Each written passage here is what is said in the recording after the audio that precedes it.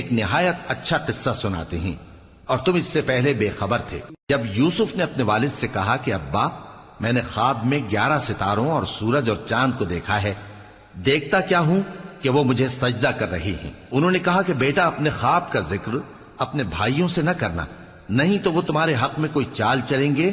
کچھ شک نہیں کہ شیطان انسان کا کھلا دشمن ہے، اور اسی طرح اللہ تمہیں برگزیدہ و ممتاز کرے گا اور خواب کی باتوں کی تعبیر کا علم سکھائے گا، اور جس طرح اس نے اپنی نعمت پہلے تمہارے دادا پر دادا ابراہیم اور اسحاق پر پوری کی تھی، اسی طرح تم پر اور اولاد یعقوب پر پوری کرے گا۔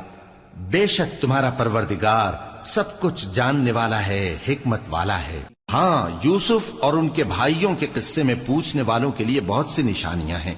جب انہوں نے آپس میں تذکرہ کیا کہ یوسف اور اس کا بھائی ابا کو ہم سے زیادہ پیارے ہیں، حالانکہ ہم جماعت کی جماعت ہیں